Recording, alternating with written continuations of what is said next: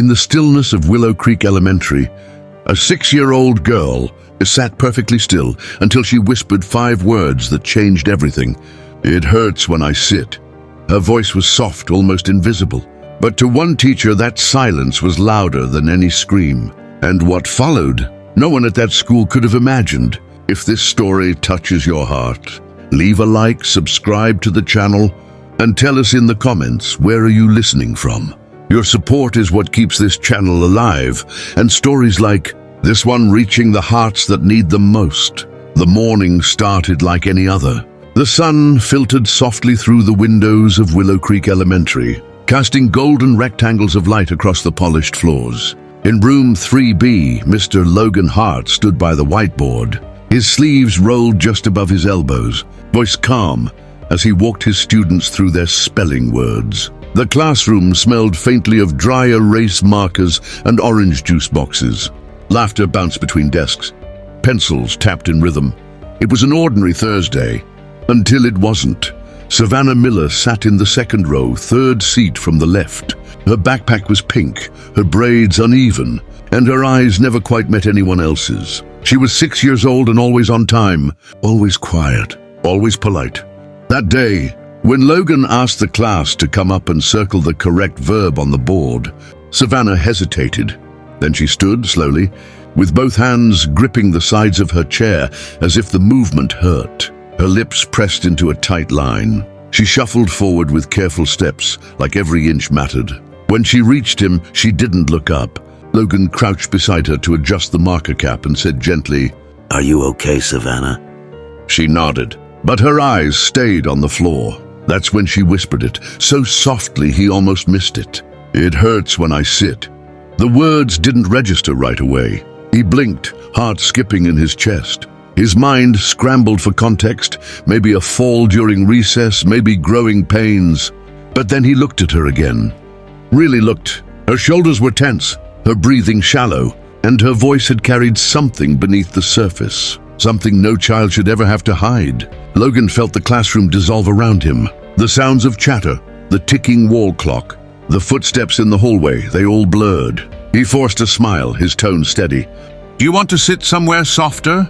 Maybe the beanbag?" She nodded again, just once. He walked her to the reading corner, lifted the purple beanbag gently and helped her sit. She winced, barely, but he saw it. Something was wrong. And now that he'd seen it, he couldn't unsee it. When the bell rang for recess, he watched Savannah walk with the same deliberate, guarded movements. She didn't run like the others, didn't laugh. She sat under the tree by herself, legs crossed carefully, arms hugging her backpack like a shield. Logan stood at the window longer than usual, the coffee in his hand growing cold. He'd been teaching for 7 years, long enough to know that children didn't always say things directly. They spoke in symbols and silences, in the spaces between their words. And sometimes their pain wore the mask of perfect behavior. Savannah had always been well-behaved. Too well-behaved. After lunch, he called the school nurse, asking her to casually check in on Savannah. She found no fever, no physical complaints. Just the same soft-spoken girl who smiled faintly and said, "I'm fine." But fine didn't sound fine anymore. Logan spent his prep period reviewing Savannah's records. No disciplinary notes, no incidents reported. A single parent listed, her mother. No medical alerts, no previous concerns. Still, something gnawed at him. That afternoon, as the children packed up to go home, Logan knelt beside Savannah's desk and asked if she needed help with her backpack. She shook her head. "Okay," he said gently. "But if you ever want to talk about anything at all, I'm here." She looked up for the first time that day, and in those brown eyes, wide, uncertain, and older than they should have been, he saw it again. The unspoken scream, the kind that hides behind good manners and quiet smiles. The kind no one wants to hear because if they hear it, they have to act. That night, Logan couldn't sleep. He replayed the whisper in his mind, over and over. "It hurts when I sit." It echoed louder than any siren.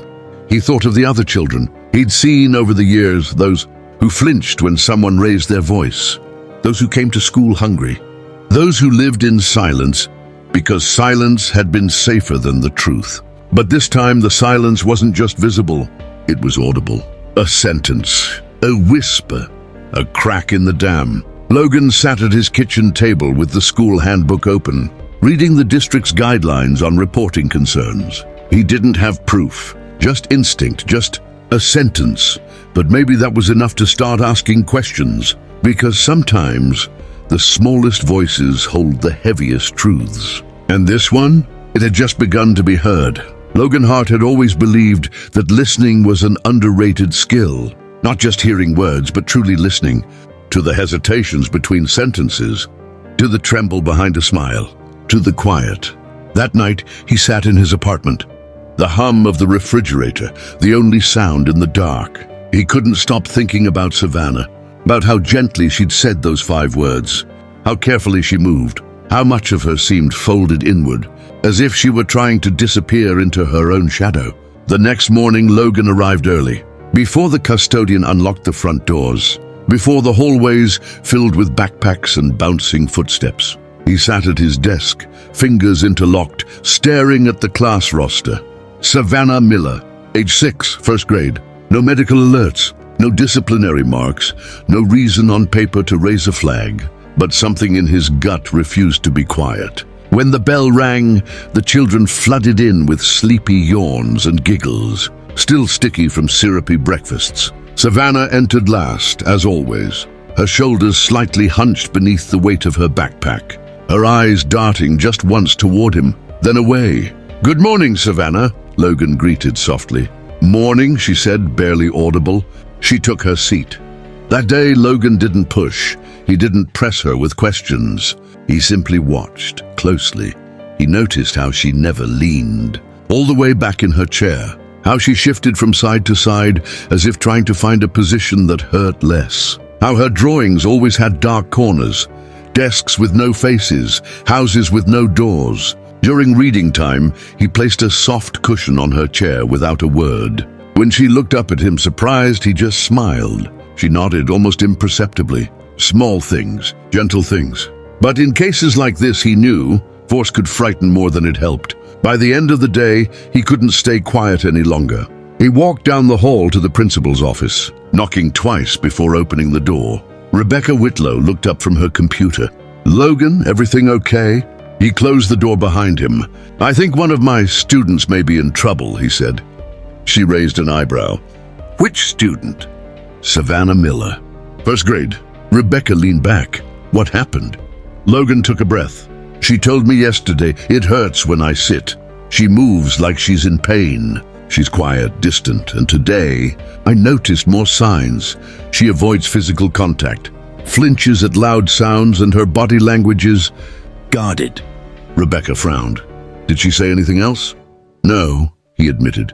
"But I can't shake the feeling something's wrong." The principal exhaled slowly, folding her hands.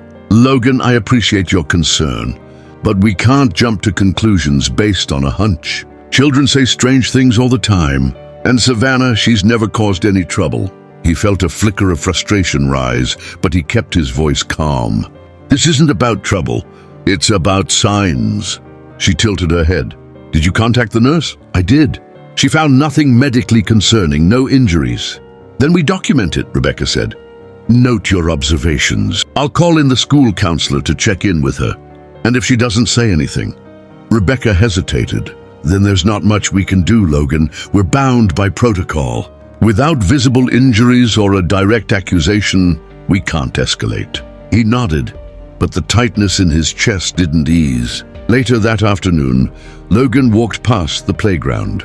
Savannah sat alone again, legs crossed on the mulch. The other children ran and screamed, their joy a blur around her. She picked up twigs and snapped them. One by one, he stopped at the fence, watching quietly. Then slowly she turned and looked at him, just for a second. And in that second, he saw it again, what he couldn't unsee. Fear. Not the kind that comes from monsters under the bed, but the kind that comes from monsters that live in daylight. Ones who tell you not to speak, not to move, not to tell. That night, Logan called a friend, Monica Fields, the school counselor. She wasn't officially assigned to Savannah yet, but she was someone Logan trusted. He explained everything. "I don't have proof," he admitted. "Just a sentence and a feeling. Sometimes that's enough." Monica replied, her voice steady. Sometimes, the way a child doesn't speak is the loudest cry for help. She promised to observe Savannah the next day, discreetly, gently. And Logan, he promised himself something too, that no matter how long it took, no matter how quietly Savannah whispered, he would keep listening, because silence, he had learned, was not the absence of pain. It was often where pain lived most loudly. By Friday morning, the whispers had already started to fade. Classrooms buzzed with spelling quizzes and colorful paper crafts. Lunch trays clattered in the cafeteria. Teachers shared weekend plans over coffee in the break room. Life at Willow Creek Elementary moved on, routine swallowing uncertainty whole. But not for Logan, not after Savannah's whisper, not after seeing her flinch when a book hit the floor, not after noticing the bruise-colored shadows under her eyes that had no place on a child's face. He passed Monica Fields in the hallway just after the first bell. She gave him a subtle nod, her face tight with concern. "I'll try to speak with her before lunch," she murmured. "Thank you," he whispered back. By mid-morning, Savannah was called to the counselor's office. Monica had prepared the space with care. Soft colors, no harsh lighting, a small table with markers and paper, a quiet corner with a few stuffed animals. She greeted Savannah with warmth and offered her a juice box, no pressure. They didn't talk about pain, not right away. They talked about pets, favorite colors, whether pancakes or waffles were better. Only after Savannah started drawing circles, clouds, and something that looked like a chair did Monica gently ask, "Do you like school?" Savannah shrugged. "Is there anything that makes school feel hard?" Savannah shook her head. Monica tried a different path. "And at home, is there a place where you feel safe?" The little girl blinked slowly. Her hand hovered over the crayon box. Then instead of answering, she reached for black. She colored the chair with deep, heavy strokes. Monica didn't push. But she saw it, something trying to surface, not through words, but through color, through pressure, repetition. When Savannah left, Monica felt a weight settle in her chest. She walked straight to the principal's office. "Rebecca," she said, her voice low but urgent, "I'm concerned."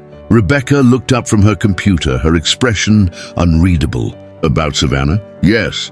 "She still hasn't said anything?" "Not directly," Monica admitted.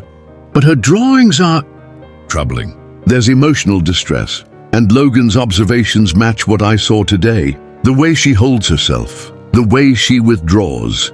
It's not just shyness, it's fear." Rebecca leaned back, arms folded. "Fear is subjective. We can't report something based on a picture of a chair." Monica's jaw tightened. "You're right. We can't prove anything yet, but that doesn't mean nothing's happening." Rebecca sighed. "Do you want me to call the police? Because once we do, it's out of our hands. And if we're wrong," Monica interrupted gently, "if we're wrong, she'll be confused for a day. But if we're right and we stay silent, she goes back home with no one listening." Rebecca hesitated, then finally nodded. "Okay, I'll call." By the time Logan heard, a police cruiser was already parked in front of the school. He found Savannah in the library, sitting alone with a picture book. The officer, a tall man with kind eyes, knelt beside her. But Savannah didn't speak, not when asked about her home, not about bruises, not even when assured she wasn't in trouble. She just stared ahead, eyes glassy, her small hands clenched tightly in her lap. Eventually, the officer stood and shook his head. "She's not saying anything. Without visible injuries or disclosure, there's not much we can do." Logan watched as Savannah was escorted back to class. She looked even smaller than before. Rebecca returned to her office, clearly relieved. "It's done," she told Logan. "They'll keep an eye on her. But for now, there's nothing more we can do." He stared at her, struggling to keep the frustration out of his voice. "She told me it hurts to sit. What more do we need?" Rebecca didn't flinch. Something concrete. A statement, a mark. "You know the law, Logan." He did, and that made it worse, because the law wasn't built to protect whispers. It only responded to bruises, to screams, to visible proof. It demanded that pain be loud, louder than silence, louder than shame. That evening, Logan sat alone in his classroom. Savannah's desk was still a little crooked, from where she had shifted it that morning. He walked over, adjusted the chair gently, and brushed his hand over the cushion he'd placed there. It meant nothing to the system, but it had meant everything to her. And maybe that was enough. Back at his desk, he opened his notebook. Not for grades, not for lesson plans. Just one page. At the top, he wrote her name, Savannah Miller, and beneath it, every small observation he could remember. Avoids eye contact, moves with discomfort, withdrawn at recess. Flinched at loud sound, whispered, "It hurts when I sit." He underlined the last one, because even if no one else was listening, he was. Monday arrived wrapped in normalcy. Children hung up their backpacks, took their seats and pulled out their crayons. The room filled with quiet chatter, the soft scratch of pencils, and the squeak of erasers. But for Logan, everything now felt heightened, as if beneath the calm surface, something fragile was trying to breathe. Savannah slipped in quietly like always. She wore the same pale blue hoodie from last week, sleeves pulled down past her wrists. No eye contact. No smile, just silence. Logan greeted her gently. "Good morning, Savannah." She gave a tiny nod and sat carefully. During morning activity, the class was asked to draw their favorite place. Most children drew playgrounds or beaches, roller coasters or bedrooms. Savannah drew a chair. It was empty, alone, sitting in the corner of a blank page. No color, no details, just a thick black outline. Logan knelt beside her. That's your favorite place? He asked softly. She shrugged, then added something, a red smudge on the seat. It looked like a stain. His chest tightened. She didn't say a word, just pushed the paper to the edge of her desk and reached for another sheet. This time she drew a house with no windows. A small figure stood outside, facing away. Dark clouds hung above, and in the corner, barely visible, a tiny sun in faint pencil. Not color, just shadow. Later that day, Logan brought the drawings to Monica. She stared for a long time without speaking. "This is grief," she said quietly. "This is trauma in crayon, but it's not admissible," Logan replied bitterly. "Not enough for the system." Monica nodded slowly. "No, but it's enough for us to act differently." The next morning, Monica invited Savannah back to her office. No questions, no pressure, just a table filled with crayons, pastels, markers. "Would you like to make a storybook?" Monica asked. "Any story you want. It can be pretend or real." "You are the author."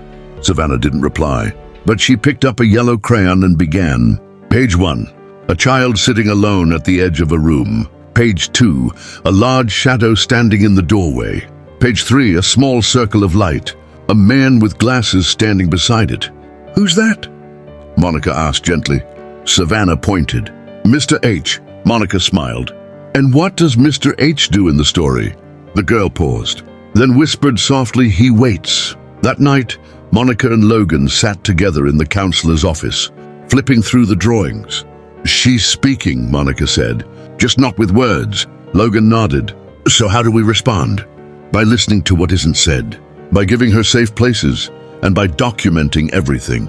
He exhaled. "It feels like walking a tightrope blindfolded." "It is," she agreed.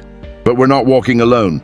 In the days that followed, Savannah kept drawing. More chairs, more shadows. But slowly, subtle shifts appeared, touches of color, eyes with pupils, hands reaching out. One morning, she handed Logan a folded paper. Inside was a drawing of the classroom. Her desk, his, and in the middle, a small heart floating between them. He looked at her. She didn't smile, but her eyes met his and held, just for a second. But for Logan, it was everything. At lunch, he opened his notebook. Day 6, drew a chair again. Red mark on seat mentioned Mr. H. In story, heart between desks. Eye contact, first real one. He didn't know where this would lead, but he knew one thing for sure. Savannah was trying to trust, trying to speak, trying to be seen. And somewhere in the space between crayon and silence, she was offering them the truth. They just had to hold it gently until she was ready to speak it out loud. Logan had been on dozens of home visits before, but never one that made his hands tremble as he reached for the car door handle. It wasn't protocol. It wasn't officially assigned, but he couldn't ignore the tight ache in his chest every time. Savannah's eyes flickered with unspoken fear. So when Monica mentioned the address listed in Savannah's school record, he knew he had to see it for himself. The neighborhood sat on the forgotten side of town. Chain-link fences sagged, paint peeled from dented mailboxes. Yards were scattered with rusted toys and cars that hadn't moved in weeks. It was a place that survived, not thrived. Logan parked 2 houses down and walked the rest of the way. The Miller residence was a squat, single-story home with mismatched curtains and a porch step that groaned under his foot. He knocked twice. The door cracked open. A boy peeked through. He couldn't have been older than 10, thin, serious. His eyes were a deeper version of Savannah's, watchful and unsure. "I'm Mr. Hart," Logan said gently. "Savannah's teacher." The boy didn't move. "I'm not here to cause any trouble," Logan added quickly. "I just wanted to check on her." The boy glanced behind him, then stepped out and closed the door quietly behind him. "My name's Noah," he said, barely louder than a breath. Logan nodded. "Hi, Noah." They stood in silence for a beat. Then Logan crouched slightly to meet his eyes. "I'm worried about your sister. Is she okay?" Noah didn't answer right away. His jaw tightened. He stared down at his shoes. Then, almost too softly to hear, he whispered, "She cries when he yells." Logan stayed completely still, just listening. "And sometimes," Noah's voice shook, "she says it hurts when she sits." There it was again, that same phrase, spoken now by 2 children. 2 voices, same fear. Logan's throat clenched. "Who's he?" Noah didn't say a name, but his eyes flicked toward the window, where a curtain moved slightly. A shadow passed behind it. "My stepdad," he finally said. "Curtis." Logan kept his tone steady and low. "Does your mom know?" Noah nodded once, then murmured, "She says it's better not to make things worse." That sentence broke something inside Logan. This wasn't just about Savannah anymore. This was a house wrapped in fear. The kind of fear that wore clean clothes, served dinner at 6, and trained children to stay silent, because speaking out was more dangerous than staying quiet. Logan gently placed a hand on Noah's shoulder. "Thank you for telling me. That was really brave." Noah looked away, ashamed. "I didn't help her." "You're helping her now," Logan said. Back at school, he found Monica pacing her office. "She has a brother," he told her. 10 years old, Noah. He confirmed it without knowing what Savannah said. Same exact words, same fear. Monica slowly sank into a chair, a hand covering her mouth. "We need to go back to CPS," Logan said. "This is enough." "But it's still not legally sufficient," Monica replied. "Without physical evidence or a direct statement from Savannah, we're still outside the law." Logan's voice rose. "She told me." "She told you?" "Her brother told me. What else do they want? A video? A broken bone?" Monica's eyes filled with quiet frustration. "They want what the law can prove." Logan ran a hand through his hair. "So we wait until she's too scared to speak at all?" "No," Monica said. "We keep documenting. We keep protecting. We keep showing up until someone listens." They filed another report. This time, they included Noah's statement. They requested a home check. They listed every drawing, every change in behavior, every piece of a puzzle no one seemed ready to put together. The system moved slowly, but something inside Savannah began to shift. She started drawing figures with open mouths. She began reaching for lighter colors. And one morning during art time, she reached for Logan's hand as he walked past her desk. She didn't say a word. She didn't need to. Because sometimes the smallest gestures carry the loudest truth. And in that moment, Logan knew, even in a house full of silence, someone had finally spoken. The Office of Child Protective Services was tucked inside a government building that smelled faintly of old paper and waiting. Andrea Monroe sat behind a laminated desk, scanning the new intake report with the practiced eye of a social worker who had read thousands just like it, files filled with half-told stories, meaning buried between the lines, truths too fragile for a checkbox. She read Savannah's name, Logan's statement, Monica's notes, Noah's whisper. But still, no medical report, no visible injuries, no taped confession. Andrea leaned back and let out a long breath. The file wasn't empty, but it wasn't actionable either, not yet. That afternoon, she drove to the Miller residence. The house looked like every other one on the block. Quiet, unassuming. A sagging porch, a tired flower pot by the door. The kind of place where neighbors waved and pretended. not to hear through the walls. Curtis answered the door with a beer in his hand and irritation in his eyes. Andrea introduced herself calmly and showed her badge. "Just checking in on a routine welfare concern," she said. Curtis smirked. "Yeah? What's the supposed problem this time?" "I just need to speak with Savannah and her mother. Is that all right?" He shouted something over his shoulder. A woman appeared in the hallway, eyes hollow, a dish towel still in her hands. "It's fine," she murmured. "Come in." Andrea stepped inside. The air felt thick, stale, like the windows hadn't been opened in months. The TV murmured from another room. A laundry basket sat untouched at the base of the stairs. Savannah peeked from behind her mother's skirt, then vanished again. Andrea sat on the edge of the couch, notebook resting on her knee. She asked gentle questions. How was school? Did Savannah like to play? How had she been feeling lately? Savannah gave short answers, nods, head shakes. Her mother sat stiff beside her, hands folded tightly in her lap. Curtis hovered nearby. When Andrea asked if Savannah ever felt unsafe, the girl shook her head so quickly it looked rehearsed. Curtis laughed. "Told you. Kid's just shy." Andrea stood. "Thank you for your time." She walked out with nothing usable. No disclosure, no marks, no confession. And without those, the law tied her hands. Back at her desk, Andrea updated the file. Case status inconclusive. Recommendation monitor. Action none. She hated that word, none, because she knew exactly what it meant for kids like Savannah. Meanwhile at school, Logan paced Monica's office. They went to the house and Monica had just hung up with Andrea. Her face said everything. Savannah denied it all. Her mom didn't speak. Curtis was there. Logan's jaw tightened. Of course she denied it. She's terrified. That doesn't mean it isn't real. I know, Monica whispered. Andrea believes us, but her job isn't belief, it's evidence. So that's it? He asked. We wait for something worse to happen? No, she said firm. We keep doing what we've been doing. We observe, we listen, we create space. Logan looked out the window, fists clenched. He thought of Savannah's tiny voice. He waits. And the heart she had drawn between their desks. She's trying to trust us, he said quietly. Monica nodded. Then we don't let that trust go unanswered. The next day, Savannah arrived at school early. She stood by the classroom door, fingers curled around her backpack straps. Logan was organizing books when he saw her. Hi there, he said softly. You're early today. She nodded, then walked to her seat, no hesitation, no flinch. During art time, she drew again. This time, the chair wasn't empty. There was a small girl sitting in it, and beside her, a man with glasses. No eyes, no mouths, just outlines. But this time, two figures, not alone. Logan folded the drawing and slipped it into his notebook. He didn't know how many more reports would be ignored, how many more times Savannah might retreat into silence. But he knew this, she had started to reach out. And in a system built to question whispers, he would keep shouting until someone listened. The library was quiet that morning. Outside, the world moved as usual. Buses pulled up.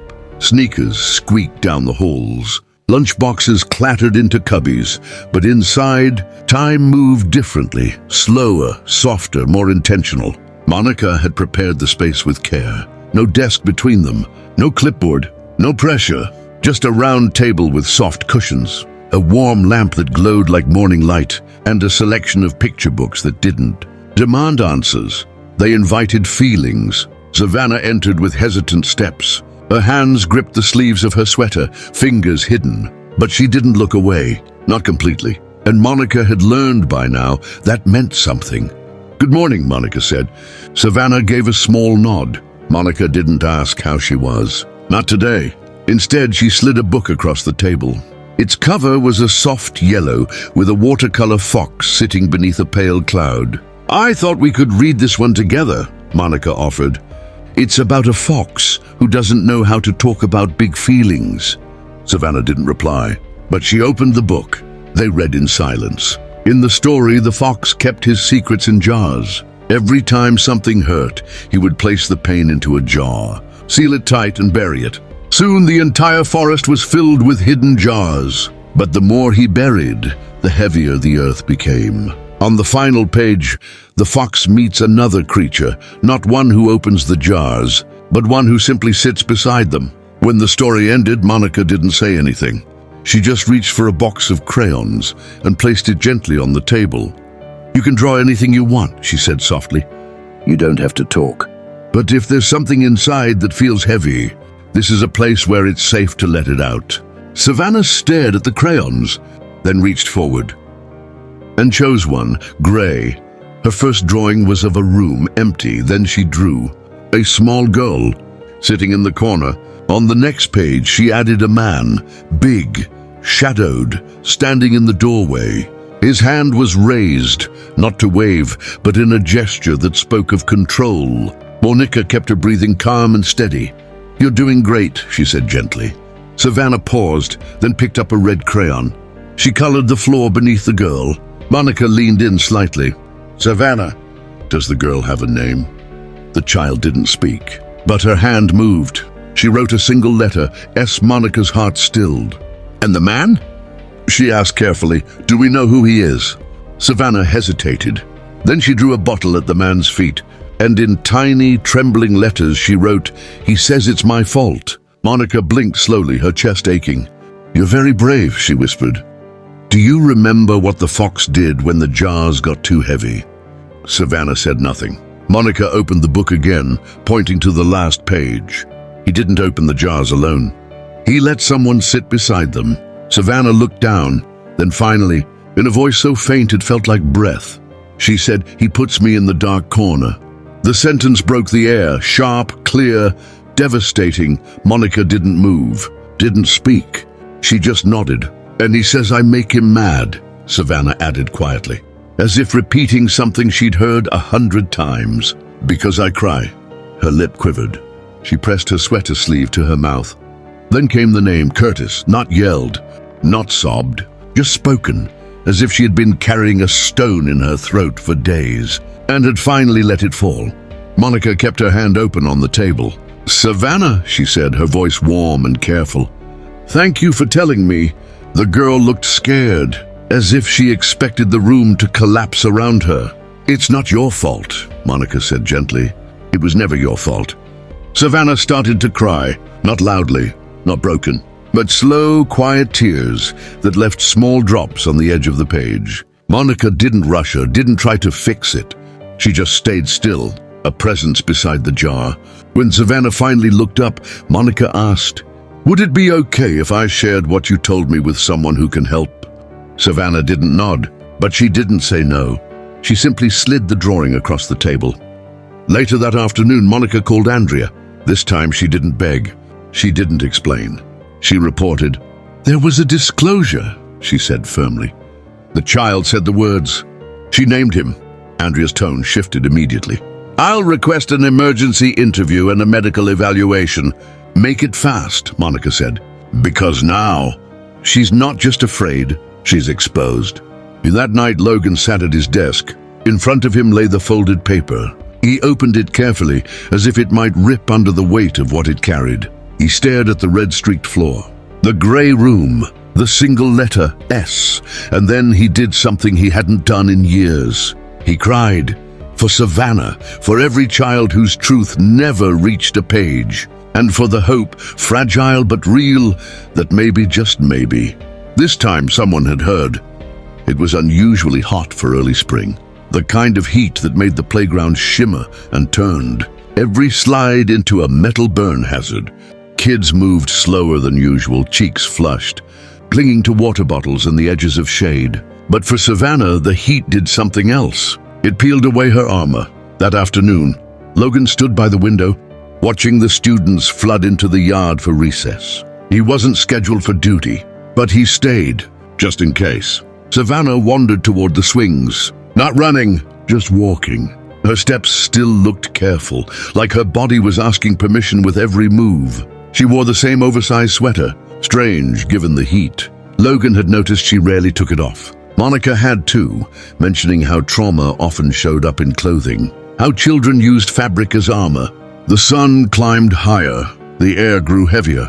Savannah joined a group of girls playing with a rubber ball. For the first time, Logan saw her participate, not just observe. One of the girls kicked the ball high. Savannah reached for it. In that split second when her sweater lifted, Logan saw it, bruises, not faint shadows, not scrapes, but deep violet bruises across her lower back. The kind that scream of repetition, of pain returned to the same place again and again. His heart stopped. Everything else, laughter, whistles, birds, went silent. All he saw was that single patch of skin. She caught the ball. She smiled. He practiced smile small, tight, not joy, just muscle memory. Then she looked up, saw him watching. Her arms dropped. She tugged the sweater down fast, her face folding, not in panic, in shame. Logan stepped forward, slowly, calmly. He knelt beside her. "Hey, Savannah, are you feeling okay?" She nodded quickly. "I'm fine." But her eyes said otherwise. He offered his hand. "Would you come inside for a moment? We can get some water." She hesitated, then placed her hand in his. In the classroom, she sat on the reading rug. Logan filled a cup at the sink, handed it to her gently. She sipped with both hands, careful, quiet. He crouched nearby, close enough to be present, far enough to feel safe. "Sometimes," he said softly. "Our bodies speak before we do." Savannah didn't respond. "But when I saw you outside," he continued, "I noticed something on your back. It looked like it might hurt." Still nothing. He didn't press. Because what mattered wasn't forcing the truth, it was witnessing it. Later that day, Logan met Monica in her office. His voice was steady, but his hands shook. "She lifted her arms," he said. "There are bruises." "I saw them. Lower back. Clear as day." Monica froze. "Are you sure?" He nodded. "It's not a fall. It's deep, repetitive, patterned." She reached for the phone. "We're calling Andrea now." There was no delay this time. Andrea picked up on the second ring. The words, "visible injury," changed everything. "Bring her in," Andrea said. "I'll notify the hospital. We need a full evaluation. And I'm filing for an emergency protection order tonight." An hour later, a police officer arrived at the school with a social worker from Andrea's team. Savannah sat beside Monica in the counselor's office, holding a stuffed turtle to her chest. Logan stood nearby, silent, watching. The officer knelt beside her. "Savannah, sweetheart, we're going to see a doctor now," he said kindly, "just to make sure your body is okay. You're not in trouble." Savannah looked at Monica, unsure. Monica nodded gently. "It's okay. They want to help." The girl stood slowly. As they walked to the exit, she paused beside Logan. Her fingers brushed his sleeve. "You saw," she said quietly. He knelt, met her eyes. "Yes, I saw." "Now they believe me?" He nodded. "Yes, they believe you now." That night, Logan drove in silence. The sky above was streaked with violet and orange. The city moved on, unaware of what had changed. At the hospital, Savannah was examined from head to toe. The report was conclusive. The bruises were from repeated blunt force trauma. Older injuries were found too, ones that told a longer story than any drawing ever could. With that report in hand, Andrea filed for emergency custody before sunset. Curtis would never see Savannah again. That night, the little girl who once whispered her pain slept under a different roof, not because she finally shouted, but because someone finally saw what she didn't yet know how to say. Back in his apartment, Logan opened his notebook. He flipped to the last page. Day 12, playground. Visible bruises, emergency action taken. Hospital confirmed pattern injuries. Emergency order granted. Savannah removed from home. He closed the notebook, exhaled, and whispered into the silence. "You're safe now." But he knew deep down the journey was far from over. Because healing doesn't begin with rescue. It begins the first time someone says, "I believe you." The court building was quiet in a way that felt unnatural. Its beige walls and echoing hallways didn't carry warmth, they carried waiting. Waiting for answers, for paperwork, for decisions that could reshape entire lives in rooms where no one raised their voice. But everything could be taken away in a single sentence. Savannah sat beside Andrea Monroe in a waiting area, lined with outdated magazines and flickering fluorescent lights. Her shoes didn't reach the floor. A coloring book sat open in her lap, but she hadn't turned a page in nearly 20 minutes. Across the hallway, Logan and Monica stood behind the glass, watching. "She's barely blinking," Monica whispered. She doesn't understand any of this. She understands enough, Logan replied. She knows this isn't her home anymore. Andrea returned, clipboard in hand. The judge is reviewing the petition. The medical report helped. The drawings too. And the verbal disclosure from last week gave us the last piece we needed. Logan nodded, though the knot in his stomach tightened. So it's official? Monica asked. It will be, Andrea answered. Once the order's signed, Curtis will be legally prohibited from any contact. Savannah will be placed in protective custody while we look for a long-term solution. Her mother? Logan asked quietly. Andrea's jaw tensed. Still not cooperating. She denies everything. Says Savannah bruises easily, that Logan misunderstood, that it's all just a mistake. Monica looked away, her chest heavy. That woman is terrified. Andrea didn't argue, but fear doesn't make a child safe. Soon, Savannah was called into the courtroom, clinging tightly to Andrea's hand. The judge, a woman with silver hair and a strong but calm voice, greeted her gently. A bailiff handed her a stuffed bear, an old tradition in cases like this. Andrea presented the evidence, photographs, medical documents, behavioral observations, and the transcript of Savannah's disclosure, handwritten. In Monica's careful script, Curtis didn't show up. He'd been notified, but chose not to come. Or maybe he already knew he'd lost. The judge listened, asked a few questions, read every page, every line. Then, in a voice that filled the courtroom like a deep breath, finally exhaled, she said, effective immediately, Savannah Miller will be removed from her current residence and placed under emergency protective care. A no-contact order is hereby issued against Curtis James McAllister. The gavel struck. It was done. But Logan didn't feel relief. Not completely. Because rescuing someone from harm wasn't the same as helping them feel safe. That would take time, presence, consistency. After the hearing, Savannah returned to the lobby. Andrea crouched beside her. Sweetheart, she said gently, you won't be going back to that house. You're going to stay somewhere safe now, with people who will take care of you. Savannah blinked. Will I still go to school? Andrea smiled. Yes, you'll still see Mr. H and Miss Monica. We're not going far. The little girl looked down, then asked, is he mad? Andrea paused. No one is mad at you, Savannah. You did the bravest thing anyone can do. You told the truth. That night, Andrea drove her to the emergency shelter. It was a small 2-story house tucked in a quiet neighborhood. No sign out front, no label. Just a porch light that never turned off, and curtains that always seemed to move gently, as if someone inside was watching with care. At the door stood Dolores Jennings, seasoned social worker with warm eyes and hair like fresh snow. She opened the door before Andrea could knock. You must be Savannah, she said with a kind smile. I've been waiting just for you. Savannah hesitated. Dolores didn't hug her, didn't reach. She simply opened the door wide and said, come in when you're ready. The child stepped over the threshold slowly, as if testing whether the floor would hold. Inside, the air smelled of lavender and clean laundry. A basket of picture books sat by the couch. A pair of bunny slippers waited at the bottom of the stairs. Andrea watched as Savannah sat on a cushion near the wall, pulling her knees close to her chest. Dolores sat nearby, not too close, just present. Would you like some warm milk? She asked. Savannah gave a small nod. When the mug arrived, she held it with both hands, still, quiet, watching everything. That night, Dolores led her upstairs to a small room with flowered sheets and a nightlight shaped like a cloud. Savannah paused at the doorway. Dolores kneeled beside her. This is your space now, she said softly. No one will come in without asking. You don't have to talk. You don't have to do anything. Just rest. Savannah stepped in slowly, then stopped. Dolores waited. Savannah turned and whispered, can I leave the light on? Of course, Dolores said.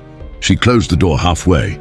And for the first time in many nights, Savannah lay down without bracing for a door to open, without her heart racing at the sound of footsteps, without waiting for someone to blame her in the dark. She didn't fall asleep right away, but eventually her eyes closed. Not from fear, from safety. Meanwhile, Logan sat at his desk, staring at the last page of his notebook. His pen hovered. Then carefully, He wrote, Day 14. Court granted emergency protective custody. No contact order signed. Savannah relocated to emergency shelter. She asked to leave the light on. She slept, he paused, then added, For the first time, the monsters stayed outside the room. He leaned back in his chair and closed his eyes. There would be more battles, therapy, transitions, the long, uneven road of healing. But tonight a line had been drawn, and justice, imperfect, slow but real, had finally come through. The shelter didn't feel like a facility. It felt like someone's grandmother had built it from memory. Every detail mattered, not for efficiency but for care. Soft rugs covered the creaky floors. A kettle was always on. No locked doors, just quiet rules spoken gently, followed not out of fear, but because they made the world feel safe. For Savannah, it was a different kind of silence. Not the kind she'd known before, heavy, tense, following slammed doors and sharp words. This was the silence of warm milk, of colored pencils rattling in a tin, of someone folding laundry down the hall, while humming a song that didn't need to be heard to be comforting. Dolores moved like a whisper.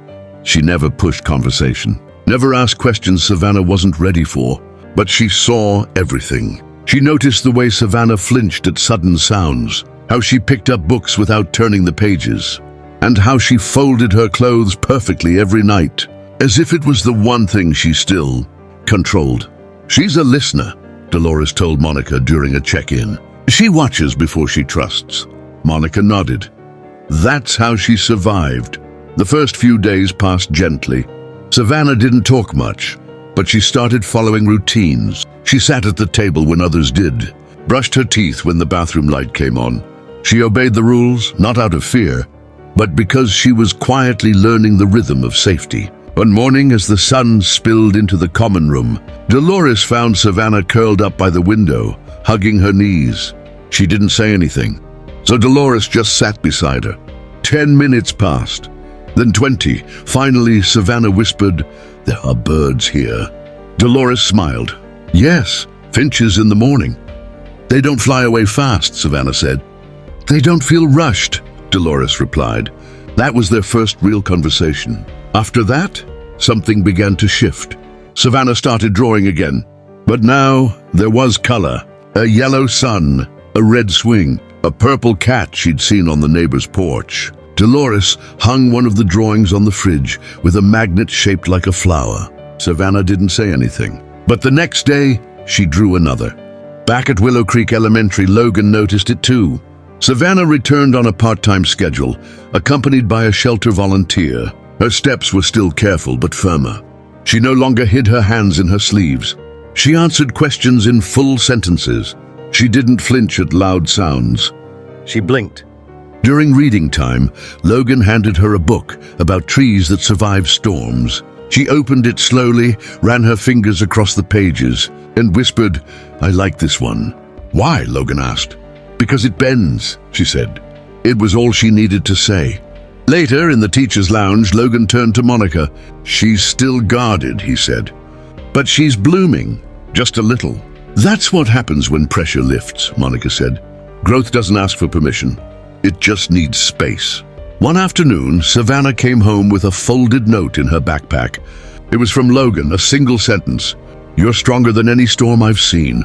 She tucked it inside her pillowcase. That night, Dolores peeked into her room. The door was cracked, the lamp still on. Savannah lay curled under her blanket facing the wall. Can I turn off the light? Dolores asked softly. A pause, then, not yet. Dolores nodded and stepped out. She didn't rush. She never did. But 2 nights later, something changed. Dolores peeked in again. The lamp was off. The nightlight glowed, faint and soft, shaped like a moon. Savannah was asleep, arms wrapped around the stuffed turtle Monica had given her. Logan's note still tucked gently beneath her pillow. Dolores smiled, closed the door halfway, and whispered into the quiet, Good night, little tree. Meanwhile, Logan sat at his desk, a fresh notebook open in front of him. The first page was blank. He didn't write the date. He just wrote a line from memory. She bends, and underneath it, but she does not break. The letter arrived on a Tuesday. It was folded with care, tucked inside a plain white envelope with no return address. Just a single name written in pencil, Savannah. Logan recognized the handwriting immediately, round, deliberate, with the slight tilt of someone still learning to trust the page. He opened it slowly, like unwrapping something sacred. Inside was a drawing, a classroom, a sun in the corner, a row of desks, some full, some empty, and at the center, a figure with glasses and a beard. Beside him, a child holding a book. Above them, a banner drawn in blue crayon, Mr. H listens. Beneath the drawing, a note, I'm starting to breathe without pain. Logan leaned back in his chair, the paper trembling slightly in his hands. His eyes burned, but this time he didn't blink the tears away. He let them come. Let the moment sink into him like rain into dry ground. It had been 3 weeks since Savannah had left the shelter to live with a foster family trained in trauma recovery. The transition had been slow, cautious, but intentional. Dolores had worked closely with the new family, ensuring Savannah would have what she needed: structure, gentleness, and most of all, safety without conditions. The letter wasn't required, but it said everything. That afternoon, Logan showed it to Monica. She read it silently, one hand covering her mouth. She's learning to name her healing, she whispered. That's monumental. She said she's breathing, Logan said. Without pain. That's what hope feels like, Monica replied. They agreed to invite Savannah back to school, not as a student, not to return to routine, but for something gentler. A visit, a soft return, permission to re-enter a space that had once been both a haven and a battlefield. Savannah walked through the front doors of Willow Greek Elementary 2 days later, with small but steady steps. She held Dolores's hand, but she didn't hide behind her. Her foster mother waited just outside, giving her space. And in her other hand, Savannah carried something folded, another drawing. Logan met her near the office. He knelt to her level, smiling gently. You came back. Savannah nodded. Just for a little. That's more than enough. She reached into her coat pocket and handed him the drawing. It was a picture of a sun, large and golden, with long rays stretching across the sky. Below it, a small house with flowers blooming by the door. And beside the house, a man with glasses, a girl in a purple dress, and a turtle. In the corner, she'd written, "This is a safe place." Logan looked at her, voice thick. Is this your house now? Savannah nodded. That's my room. And that's Mr. H visiting. Logan smiled through the ache. That's the best drawing I've ever seen. They walked together to the classroom. It hadn't changed. Same posters, same shelves. But for Savannah, everything felt different. Because this time, she wasn't walking in as a child hiding her pain. She was returning as someone who had survived it. She ran her fingers along the cubbies, pointed at her old desk, then walked to the back wall, where Logan had taped her very first drawing, the one with the empty chair. I remember this, she said quietly. Logan stood beside her. I do too. She reached into her backpack and pulled out one last drawing. She unfolded it slowly, then looked up. Can we put this one next to the first one? He took the paper gently. It showed the same chair, but this time it wasn't empty. The girl was sitting tall, a soft smile on her face. No red mark, light surrounded her. And beside her, barely sketched, was someone holding an open book between them. The book had no words, just blank pages. She's learning, Savannah whispered. Logan swallowed. Yes, she is. He taped the new drawing beside the first, side by side. Proof that time doesn't erase pain, but it can transform it. Before leaving, Savannah walked up to the whiteboard and picked up a marker. She paused for a long moment. Then, in her neatest handwriting, she wrote in the corner, "Thank you for hearing me." No one spoke. Dolores stepped forward and gently touched Logan's shoulder. You gave her language before she had words. Don't forget that. As Savannah waved goodbye, Logan didn't feel loss. He felt presence. He felt the echo of a story still unfolding, but finally, in her own voice. That night, Logan sat at his kitchen table, her letter spread out in front of him. He picked up a pen and wrote beneath her words, "I'll keep listening." The nights weren't silent anymore, at least not the way they used to be, the kind of silence that meant fear, waiting for footsteps, holding your breath. pretending to sleep so the dark wouldn't see you. Now silence meant peace. It meant someone reading aloud from the hallway. It meant a turtle-shaped nightlight glowing gently, a blanket tucked in just enough to feel safe, not trapped. Her new room wasn't big. It smelled faintly of eucalyptus and crayons. On the wall, she had taped her own drawings, suns, trees, birds mid-flight, and one pink piece of paper with a sentence, written after therapy one day. Today, the world feels a little lighter. Dolores had helped her write it. It doesn't have to be perfect, she'd said. It just has to be yours. Savannah read those words every night. She didn't know why they helped, but they did. The nightmares still came, but not every night. And when they did, they didn't end with screaming. They ended with warm hands, soft voices, and someone whispering, "You're safe now." That changed everything. One Friday afternoon, Savannah asked Dolores if she could turn off the nightlight. Dolores smiled but didn't make it a big moment. She simply said, "Of course." And that night, when Savannah closed her eyes, it wasn't the dark that held her. It was trust, stillness, the quiet kind of love that doesn't need to be spoken to be known. At school, she had a new teacher now, Ms. Claire. A kind woman with colorful earrings who let the class vote on their Friday story. But Savannah still visited Logan sometimes, not during lessons after school. She'd sit quietly at the back table while he graded papers. She'd draw, she rarely spoke. She didn't need to. One afternoon, she left a note on his desk before slipping out the door. "Some days I still feel small, but I'm not invisible anymore." Logan held the note in both hands. It wasn't a victory cry. It wasn't closure. It was something gentler, more honest. The kind of healing that can't be measured, but is real in every way that matters. Later that week, Savannah wrote a letter with a little help from Dolores. It was short, but it held a weight only a child who's walked through. "Darkness can give to light, dear Mr. H. Thank you for not looking away. Thank you for waiting. I think the sun is coming back now. I don't have to hide anymore. I can sleep with the light off. And sometimes I laugh out loud, but only the kind of laugh that's mine. The real one, not the one I used to wear like a mask. From Savannah P.S. I don't say I'm fine if I'm not anymore." Logan framed the letter, not for praise, but to remember, to never forget what it means to truly see someone. He had spent years teaching children how to read, but Savannah had taught him something greater, how to read what isn't written, how to hear what isn't said, how to hold space for truths that whisper. When the world finally becomes quiet enough to listen. That same week, Savannah asked to go to the park. It was warm, breezy. The sky was wide and open, painted in soft blues and golden streaks. She wore a yellow dress. No hoodie, no sleeves, bare arms, unhidden skin. Dolores sat on a bench with a book as Savannah ran across the grass, feet flying like she had finally remembered what freedom felt like. At one point she stopped, turned toward the sun, closed her eyes. She didn't say anything. She just stood there, still, whole. Later, as they walked home, she said, "Can we leave the window open tonight?"